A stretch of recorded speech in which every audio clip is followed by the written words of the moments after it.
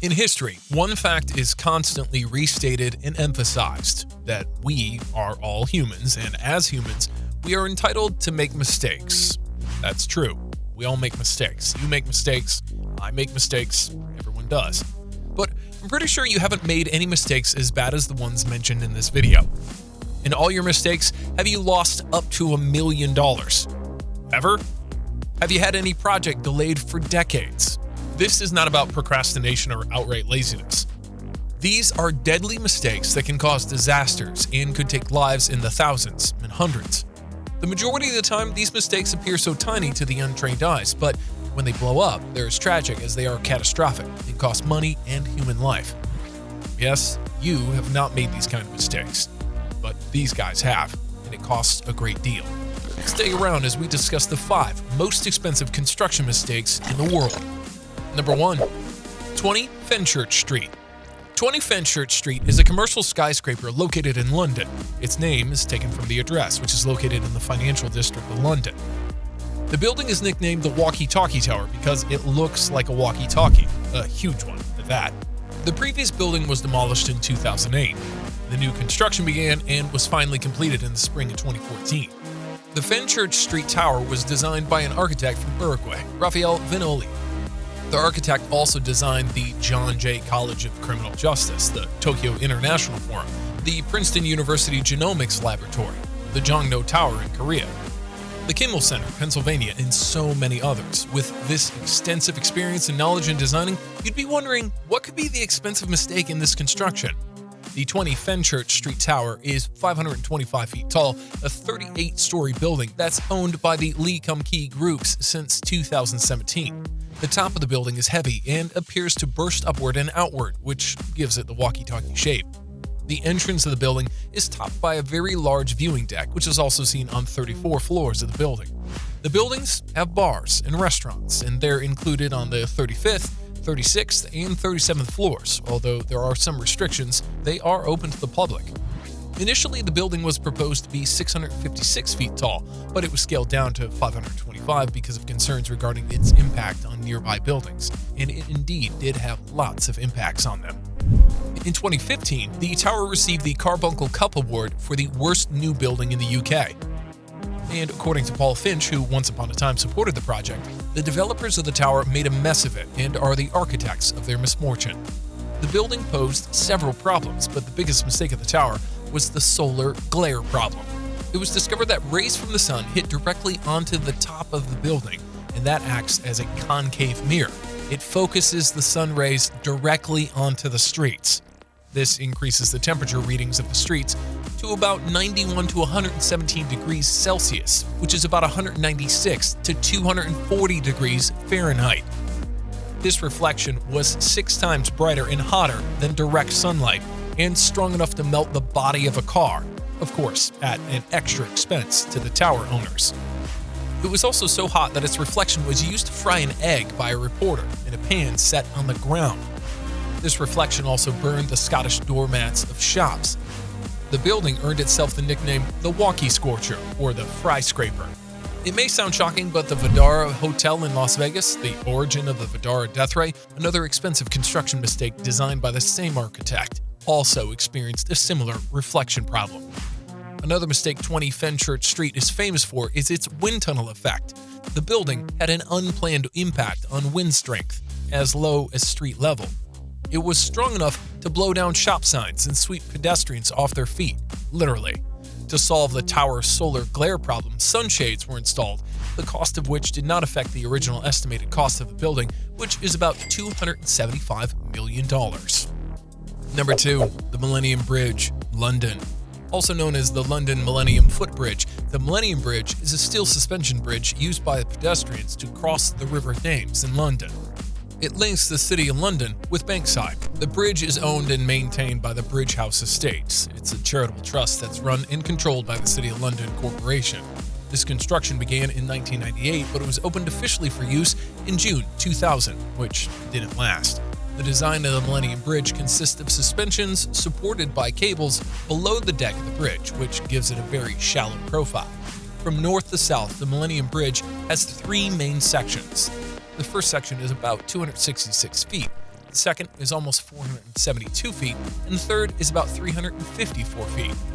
The total length of the Millennium Bridge is a little over 1,000 feet, and its aluminum deck is 13 feet wide. The suspension design of the bridge consists of 8 suspension cables, which are tensioned to pull the bridge against the bridge's 2 river piers, with a force of 2,000 tons. The tension was estimated to be strong enough to support the load of 5,000 people at any time. But was it true? The cost of the Millennium Bridge was about $25 million, which is $3 million more than it was originally estimated in the budget. After all these, the very magnificent bridge earned the nickname of Wobbly Bridge on its opening day, after the pedestrians' first experience. Way to go. All that money and time to build a 1,000-foot-long swing? Yeah, the bridge had a swaying motion. It was closed that day, and after 2 days of trying to control the number of people who accessed the bridge, it was then closed again for almost 2 years for modification and repairs. According to expert engineers, the swaying motion was caused by the synchronous lateral excitation, and to solve it required the use of dampers below the bridge's deck. These dampers are to act as shock absorbers, and lots of dampers were used. To control resonance, 37 retrofitting viscous fluid dampeners were used to dissipate energies. 17 chevron dampeners were used to control lateral movements. 4 vertical ground dampeners were used to control lateral and vertical movements. 16 pier dampeners were used to control torsional and lateral movements, and finally, 52 tuned mass dampeners were used to add inertia, which would help control the vertical movement, making it a total of 126 extra dampeners. Tiny oversight? Fixing these problems lasted from May 2001 to January 2002, and it added an estimated cost of $7 million. Another construction mistake with the Millennium Bridge was the unacceptable level of service its inclination had. It was almost never in active service. The blame, of course, was laid on mechanical breakdowns and vandalism, but fixing and replacing it cost about $1 million.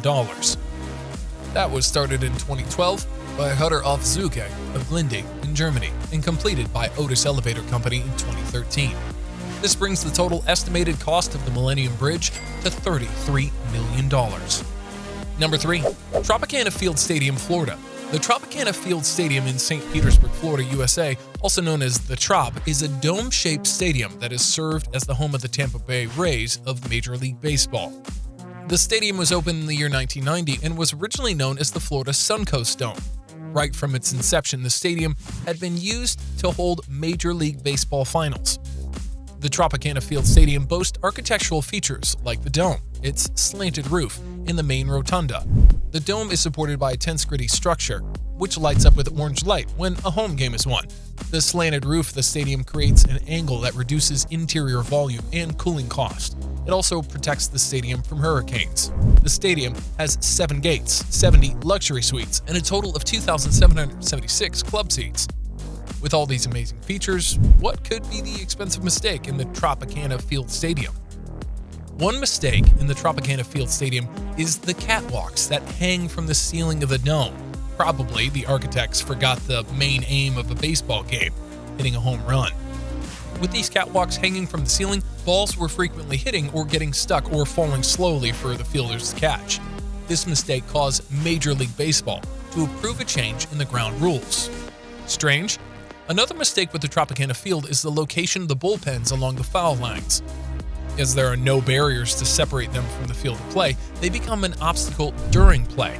To rectify these issues, the group that owns the stadium has invested several millions of dollars over the past decades to make the stadium more friendly and less like a warehouse, shooting its value to about $130 million. Number 4. Stuttgart 21.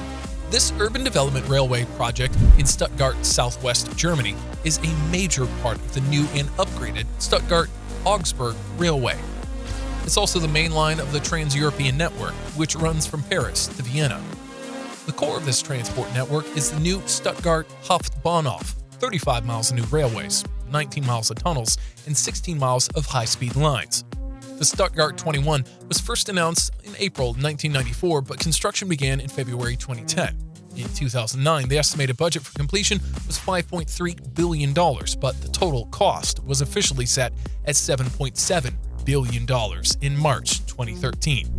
It can be said that since its approval till now, Stuttgart 21 has regained Germany's most controversial public infrastructure title. Although it's still moving ahead with plans to reconfigure train lines and to redesign its central station. The only reason why the construction of the Stuttgart 21 is still on is that a lot of financial authorities and other relevant bodies think it would be much cheaper to complete the structure than to abandon it. True, if abandoned, imagine the billions of dollars that would have gone to waste. One big construction mistake was at the site for the construction. In 2003, Otto, the architect who designed Stuttgart 21, called a halt to the project. His main reason was that the area was too unstable for the large-scale underground work needed for constructing Stuttgart 21. This discovery made critics suggest the possibility of the cost of the Stuttgart 21 railway development project reaching upwards of $20 billion before completion. Number 5. Citigroup Center, New York. Formerly known as the Citicorp Center, the Citigroup Center, also known by its address, 601 Lexington Avenue, is an office skyscraper in the Manhattan neighborhood of New York City.